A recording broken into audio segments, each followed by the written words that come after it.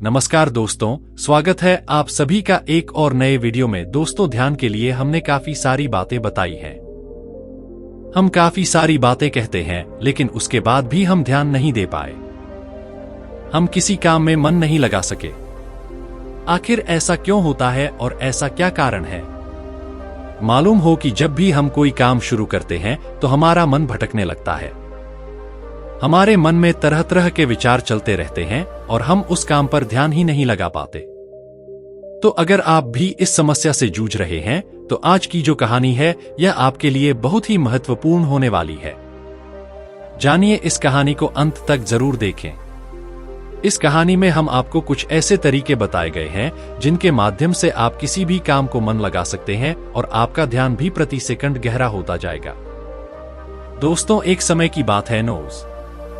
एक नगर में एक बहुत ही प्रसिद्ध गुरुवार होने वाला था। वह बहुत ही विद्वान और बहुत ही ज्ञानी थे। लोग उनके पास अपने समाधान के लिए बहुत दूर से आए थे और उनके आश्रम में उनके कई शिष्य भी उनका साथ दे रहे थे। एक दिन की बात है, वह अपने आश्रम में घूमने जा रहे थे कि तभी उन्होंने देखा कि उनके एक शिष्य संस्कृत के कुछ लोगों को एक पन्ने से दूसरे पन्ने पर दुष्प्रचार करने का प्रयास कर रहे थे, लेकिन बार बार गलती होने के कारण उन्हें सारा कामफल मिलना शुरू हो गया था। कई बार प्रयास करने के बाद आखिरकार वह थक गया और मानली की नजरों से हार गया। गुरुवार को जब उस शिष्य ने अपने गुरु को देखा तो उसे प्रणाम किया और अपनी समस्या हल कर ली। वह उन गुरुवार से कहता है, हे गुरुवार को मैं बंद करता हूँ। 2 घंटे से नए पन्ने पर नमूने की कोशिश की जा रही है, लेकिन बार बार न जाने क्यों मेरी गलती हो जा रही है। न जाने क्यों बार बार मेरा मन भटक रहा है। मैं हर बार अपने मन को साधने की कोशिश कर रहा हूं, लेकिन बार बार मुझमें कोई गलती नहीं हो रही है और इसी वजह से मुझे बार बार यह काम एक नए गुरु से मिलना शुरू हो रहा है। आखिर ऐसा क्यों हो रहा है? इसका उत्तर दें। वह गुरुवार को अपने उस शिष्य से कहते हैं, पता है, अन्य ऐसा केवल ध्यान की कमी का कारण होता है, क्योंकि एक सामान्य व्यक्ति अपने मस्तिष्क की 99% ऊर्जा को यूं ही वैकल्पिक कर देता है। इसी कारण उसका मन किसी भी कार्य में नहीं लग पाता और यही कारण है कि उसके बार बार गलतियां होती रहती हैं और वह चाहता है कि उसमें भी सुधार न हो। और वहीं एक साध हुआ मन में कार्य को बड़ी सरलता और सहजता से कर लेता है और इसके पीछे भी कई कारण हैं। वह शिष्य उन गुरुवार से कहते हैं, किस कारण से गुरुवार को और गुरुवार को अपने उस शिष्य से पहला कारण कहते हैं, जानते हैं? भंते, आप रचनात्मक व्याख्यान निश्चित रूप से किसी और घटना के बारे में सोच रहे हो। इस पर वशिष्य में सर हिलाते हुए कहा है, जी गुरुवार, आपने बिल्कुल सही कहा। आज सभी शिष्यों की छुट्टियां हैं और सभी अपनी अपनी नौकरियां बाहर हैं, लेकिन मेरे लिए यह काम आया है और मुझे यह काम पूरा करना है। पता है, शायद यही कारण है कि मुझे ठीक से मन नहीं लग रहा। तब वह युवा शिष्य उन गुरुवार से कहता है, हे गुरुवार, यदि हमारा मन कहीं न रहे और हम किसी भी तरह से सही ढंग से न कर सकें तो ऐसी स्थिति में हम अपना ध्यान कैसे बढ़ा सकते हैं? इसका जवाब देते हुए उन्होंने गुरुवार को कहा, अपने उस युवा शिष्य से कहते हैं, भंते, मैं कुछ ऐसे तरीकों से सीख रहा हूं जिनमें अगर आप ध्यान रखेंगे तो आप सुनिश्चित करेंगे कि आपकी ध्यान शक्ति ही बढ़े और आप किसी भी कार्य में गहराई से देख सकें, मन लगा पाओगे। आगे गुरुवार को सबसे पहले उपदेश देते हुए कहते हैं, भंते ज्ञानी, जब भी विद्यार्थी मन किसी कार्य में न लगे तो सबसे पहले सांसें लो और गहरी सांसें छोड़ो। ऐसा करीब 5 बार करो और अपने मन को काम और अन्य सब्जियों से केवल सांस पर ले आओ। अगले गुरुवार को दूसरे सूत्र कहते हैं, भते, जब भी तुम कोई काम कर रहे हो तो जान लो, तो अपनी सारी इंद्रियों को एक काम से जोड़ने का प्रयास करो। जैसे कि अब भी तुम कलम का प्रयास कर रहे हो तो रचनात्मक वक्ता, जब तुम कलम को अपने हाथों में पकड़ते हो तो स्त्यम के बीच में उस कलम का स्पर्श महसूस करो। आंखों से शब्दों को बनाया गया देखो और कागज के चित्र से जो आवाज उठ रही है उस पर ध्यान केंद्रित करो, उसे ध्यान से सुनो, या फिर तुम डुलमुल समय शब्दों का उच्चारण अपने मन के भीतर महसूस करो और अब अपनी नाक से उस हासिल की गंध को महसूस करो। कनोइस, इससे जुड़ी सारी इंद्रियां एकजुट हो जाएं और एक ही काम से जुड़े। वह गुरुवार को कहते हैं, अपने काम के साथ एकजुट हो जाओ, वे जुड़ जाओ और अपनी इंद्रियों को अपने काम के साथ जोड़ के बाद गरीब ध्यान बहुत गहरा हो जाएगा। इसका अर्थ यह है कि तुम काम के साथ एक हो, विश्वास हो, निश्चिंत हो कि तुम काम में पूरी तरह से खोए हुए विश्वास हो, और जब तुम इस प्रकार कोई भी कार्य करोगे तो समय का पता भी नहीं चलेगा और कार्य में कोई भी त्रुटि नहीं होगी। लेकिन मेरी एक बात और याद रखें, अगर बीच में गरीब मन भटकने लगे न कोई तुमसे निर्णय लेना और फर्म से ध्यान लगाने का प्रयास करना। देखते ही देखते तुम इस अभ्यास में निपुण हो गए और देखते ही देखते वह अपने कार्य में बहुत गहरी बातें करने लगा। उस शिष्य ने वह गलतियां कर रही थी वहां पर अब कोई भी गलतियां नहीं हो रही थी, और तो और उसने अपना सारा काम एक बार में ही पूरा कर लिया नोज। और ऐसा हो पाया क्योंकि हमारा सारा ध्यान हमारा मन 2 इंद्रियों में बंटा हुआ है, और इसलिए हमारे लिए यह बहुत जरूरी है कि हम अपनी इंद्रियों को एक काम पर केंद्रित करें, क्योंकि अगर हमारा ध्यान इन इंद्रियों में बंटा हुआ है तो हमारा मन भटकता रहेगा। जान लीजिए, हमारी इंद्रियां जहां जाएंगी हमारा मन भी वहीं जाएगा। लेकिन अगर आप अपनी सभी इंद्रियों को सिर्फ एक काम पर केंद्रित कर देंगे तो आपका मन भटकना बंद हो जाएगा और इस समय आप बहुत गहरे ध्यान में पहुंच जाएंगे। जान लीजिए, लेकिन साधारण मन ज्यादा समय तक इसका अभ्यास नहीं कर सकता, लेकिन बार बार और लगातार इसका अभ्यास करने से मन ध्यान का अभ्यास करना सीख जाता है और आपका ध्यान बहुत गहरा होने लगता है और आपको उस काम में भी रुचि आने लगती है, और जब भी आप उस काम में पूरी तरह से खो जाते हैं, जान लीजिए, तब आपको समय का पता भी नहीं चलता और आपका काम भी अच्छे से और सफलतापूर्वक हो जाता है। वह गुरुवर ये सारी बातें अपने शिष्य को बताकर ध्यान में लीन हो गए, लेकिन तभी वहां एक युवक आया और उस युवक ने उस गुरुवर को प्रणाम किया। तब उस गुरुवार ने अपनी आंखें खोलीं और इस पर वह युवक कहता है, जान लीजिए, हे गुरुवार, मैं बहुत दूर से आपके पास आया हूं। मैंने आपके बारे में बहुत सी बातें सुनी हैं। मैंने सुना है कि आप सबकी समस्याओं का समाधान करते हैं। मेरी भी एक समस्या है, कृपया मेरा मार्गदर्शन करें। इस पर वह गुरुवार उस युवक से कहता है, बताओ, मुझे पता है। आखिर तुम्हारी समस्या क्या है? युवक अपनी समस्या बताते हुए उस गुरुवर से कहता है, हे गुरुवार, मैं बहुत लंबे समय से तैयारी कर रहा हूं। मैंने कई तरह की सरकारी परीक्षाएं भी दी हैं, लेकिन मैं किसी में भी पास नहीं हो पाया। मुझे पता ही नहीं चल पा रहा है कि मैं कहां गलती कर रहा हूं। जानिए, आखिर मुझ में क्या कमी है? वह युवक यह प्रश्न सुनकर वह गुरुवार मुस्कुराने लगा और उस युवक से कहता है, भंते, क्या तुम सच में अपनी परीक्षा में सफल होना चाहते हो? इसका उत्तर देते हुए वह युवक कहता है, हाँ गुरुवार, मैं अपनी परीक्षा में सफल होना चाहता हूं। जान लीजिए, इसीलिए मैं आपके पास आया हूं, कृपया मेरा मार्गदर्शन करें। तब वह गुरुवर अपने स्थान से उठे और उस युवक का हाथ पकड़कर एक कुएं के पास ले गए। कुएं के पास पहुंचकर उस गुरुवर ने उस युवक को एक घड़ा दिया और कहा कि जान लो, इस घड़े में पानी भरकर वापस आश्रम में ले आओ। यह कहकर गुरुवर आश्रम लौट गए, लेकिन वह युवक वहीं खड़ा सोच रहा था कि इस घड़े में पानी भरकर मैं अपने प्रश्न का उत्तर कैसे पाऊंगा? आखिर मैं कैसे जानूंगा कि मैं परीक्षा में कैसे पास हो सकता हूं? जानिए, लेकिन उस युवक के पास और कोई विकल्प नहीं था। इसलिए जैसा कि उस गुरुवर ने उसे बताया था, उसने कुएं से पानी निकाला और घड़े में पानी भर लिया। लेकिन यह क्या? घड़े में कई छोटे छोटे छेद हैं जिनसे धीरे धीरे पानी रिस रहा है।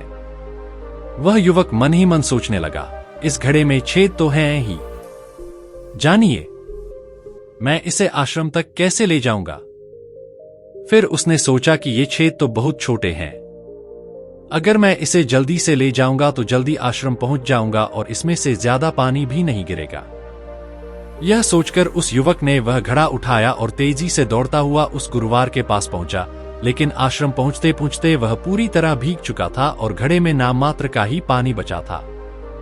यह देखकर वह गुरुवार मुस्कुराने लगा और उस युवक से बोला, जानिए, मन का भटकना एक बहुत बड़ी बीमारी है और आपके साथ भी यही हो रहा है।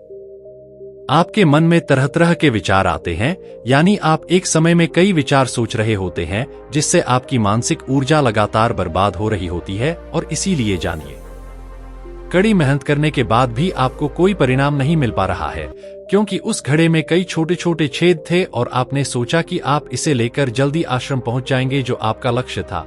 लेकिन आपने देखा कि उस घड़े से सारा पानी धीरे धीरे गिरता रहा। जानते हो, और अंत तक इस घड़े में नाममात्र का ही पानी बचता है। इसलिए अपने मन को भटकने से रोकें, क्योंकि एकाग्रता के बिना कोई भी काम पूरा नहीं हो सकता। इस पर कुछ लोग यह जरूर कहेंगे कि कुछ काम शारीरिक शक्ति से ही होते हैं, लेकिन याद रखिए कि शरीर भी मन के आदेश पर ही काम करता है। इसलिए मानसिक शक्ति से ही सारे काम संभव हैं। अगर एक लकड़हारा लकड़ी काटते समय ध्यान न दे तो वह एक जगह कुल्हाड़ी नहीं चला सकता और संभव है कि वह खुद को चोट भी पहुंचा ले। अतः एकाग्रता ज्ञान और हर कार्य का मूल तत्व है, और यदि आप अपने जीवन में कुछ बड़ा हासिल करना चाहते हैं, इस परीक्षा में सफल होना चाहते हैं, तो आपको एक जगह पर ध्यान केंद्रित करना सीखना होगा, क्योंकि आप जैसी आदत डालेंगे आपका मन वैसा ही बन जाएगा। इसलिए जब भी आप छोटे से छोटा काम भी करें तो उसे पूरी एकाग्रता के साथ करें। ऐसा करने से हमारे मन का स्वभाव बदलने लगता है और हम किसी भी काम पर ध्यान केंद्रित करने लगते हैं, और एक बार उसमें महारत हासिल कर लेते हैं तो आपको सफलता जरूर मिलती है। तब वह युवक गुरुवार को कहता है, लेकिन गुरुवार को जब भी मैं पढ़ने बैठता हूं तो मेरे मन में तरह तरह के विचार आने लगते हैं और मैं उन विचारों में खो जाता हूं। मैं चाहकर भी अपने मन को रोक नहीं पाता हूं। ऐसे में मैं अपने मन के उन विचारों को कैसे छोड़ सकता हूं? जवाब में गुरुवार ने युवक से कहा, जब तक मैं तुमसे यह गिलास नीचे रखने को न कहूं। उस युवक ने गुरुवार की बात मान ली। ज्ञान, और वह तत्परता से गिलास लेकर खड़ा हो गया। आखिर उसे भी तो गुरुवार को अपनी योग्यता साबित करनी थी। शुरुआत में तो सब ठीक चल रहा था, लेकिन कुछ समय बाद उसके मन में तरह तरह के विचार आने लगे और वह सोचने लगा कि यह सब करने से क्या फायदा होगा। ज्ञान, चाहे मैं कितनी भी कोशिश कर लूं, मेरा मन मेरे काबू में आने वाला नहीं है। मैं इसे काबू नहीं कर सकता। मैं कभी बदल नहीं पाऊंगा। यह सोचकर लड़के के मन में बेचैनी होने लगी। वह लगातार कोशिश करता रहा, लेकिन अब उसके शरीर की हरकत की वजह से गिलास से पानी बार बार नीचे गिर रहा था। ज्ञान, और जमीन पर फैल रहा था। यह देखकर गुरुवार ने युवक से कहा, बेटा, जब तक तुम्हारा मन शांत था, गिलास से पानी की एक भी बूंद नीचे नहीं गिरी, लेकिन जैसे ही तुम्हारे मन में तरह तरह के विचार उठने लगे, तुम्हारा शरीर भी उसी तरह प्रतिक्रिया करने लगा। पता है, और तुम्हारे शरीर की प्रतिक्रिया के कारण पानी गिलास से नीचे गिरने लगा और जमीन पर फैलने लगा। गुरुवर उस युवक को आगे समझाते हैं, बेटा, जैसे गर्म लोहे पर हथौड़ा मारने से वह नया आकार ले लेता है, उसी तरह एक विचार एक छोटे से हथौड़े के समान होता है। पता है, जिसके प्रहार से व्यक्ति का शरीर, व्यक्तित्व और मन आकार लेने लगता है, यानी तुम्हारा यह मन गिलास में भरे पानी की तरह है और यह बहुत आसानी से विचलित हो जाता है। यह विचलित हो जाता है। अगर तुम चाहते हो कि गिलास में भरा यह पानी शांत रहे तो पता है, तो इसके लिए तुम्हें अपने मन को शांत रखना होगा। इसके बाद गुरुवर उस युवक से कहते हैं, अब एक बार फिर से इस गिलास को पकड़ो और अपना सारा ध्यान अपनी सांसों पर ले आओ। अपने पेट और सीने में आती जाती सांसों को महसूस करो, हाथ में दर्द को महसूस करो। पता है, जो बेचैनी हो रही है उसे जाने दो, मन में आ रहे विचारों को जाने दो। खुद को याद दिलाओ कि तुम मन नहीं हो, बल्कि तुम मन को देख रहे हो। तुम सांस भी नहीं हो, तुम सांस को देख रहे हो। इसे याद रखने से विचार आएंगे और जाएंगे, लेकिन आपको परेशान नहीं कर पाएंगे। जानिए। कुछ समय तक वह लड़का इसी तरह अभ्यास करता रहा और अब तक उस गिलास से पानी की एक भी बूंद जमीन पर नहीं गिरी। यह देखकर वह गुरुवार मुस्कुराया और उस युवक से कहा, बेटा, अब बस अपने काम और पढ़ाई में इसका अभ्यास करो। इससे मन धीरे धीरे शांत होने लगेगा। जानिए, फिर कोई भी बड़ी चीज हासिल करना मन के लिए स्वाभाविक हो जाएगा। इस तरह आप कोई भी बड़ा लक्ष्य हासिल कर सकते हैं, और अगर आप किसी परीक्षा में सफल होना चाहते हैं तो यह भी आपके लिए बहुत आसानी से हो जाएगा। यह कहकर वह गुरुवार शांत हो गया और वह युवक भी यह बात समझ गया। जानिए, इतनी सारी परीक्षाएं देने के बाद भी वह अब तक सफल क्यों नहीं हो सका? उसने उस गुरुवार को प्रणाम किया और वापस अपने घर लौट आया। दोस्तों, हमने इस कहानी से कई महत्वपूर्ण बातें सीखी हैं। आइए एक एक करके उनके बारे में जानें। सबसे पहले, पांचों इंद्रियों को जानें। उन्हें एक काम पर लगाएं, गहरी सांस लें और गहरी सांस छोड़ें, अपना ध्यान सांस पर लाएं और बाकी सब काम छोड़ दें। दूसरा, सारी इंद्रियों को सिर्फ एक ही काम से जोड़ दो। कान, आंख, नाक, स्पर्श, हर तरह से काम से जुड़ जाओ, उस काम के साथ एक हो जाओ। तीसरा, अगर आपका ध्यान टूट भी जाए तो घबराने की जरूरत नहीं है। एक बार फिर से निर्णय लो और फिर से प्रयास करो। फिर से अपने काम में पूरी तरह से तल्लीन होने की कोशिश करो। धीरे धीरे तुम्हारा ध्यान गहरा होता जाएगा और तुम किसी भी काम में पूरी तरह से तल्लीन हो जाओगे। जब ऐसा होगा तो तुम उस काम को बहुत ही आसानी से और सहजता से पूरा कर लोगे। इस दौरान तुम यह अंदाजा भी नहीं लगा पाओगे कि कितना समय लगने वाला है, और साथ ही न तो वो काम तुम्हें बोझ लगेगा और न ही तुम्हें उस काम को करने में बोरियत महसूस होगी। तुम उस काम में खुश रहोगे, तुम्हें उस काम में मजा आएगा और तुम उस काम को बड़ी आसानी और सरलता से पूरा कर पाओगे। दूसरी बात जो हम इस कहानी से सीखते हैं वो ये है कि हर जानकारी और हर क्रिया का मूल तत्व ध्यान है। हमें लगता है कि मन के छोटे मोटे भटकाव से कोई फर्क नहीं पड़ता, लेकिन ध्यान के बिना कोई भी काम संभव नहीं है। शोर, आपने कभी न कभी महसूस किया होगा कि जब आप पढ़ाई कर रहे होते हैं या कोई जरूरी काम कर रहे होते हैं, उस समय आपके फोन पर एक नोटिफिकेशन आता है। आपका दिमाग तुरंत कहता है कि चलो एक बार उस नोटिफिकेशन को देखते हैं, इसमें क्या है। और जैसे ही आप उस नोटिफिकेशन को देखने जाते हैं, पता है, आपका पूरा ध्यान उस स्मार्टफोन पर केंद्रित हो जाता है और आपका ज्यादातर समय उसी में निकल जाता है। लेकिन जब तक आपको इस बात का एहसास होता है, तब तक बहुत देर हो चुकी होती है।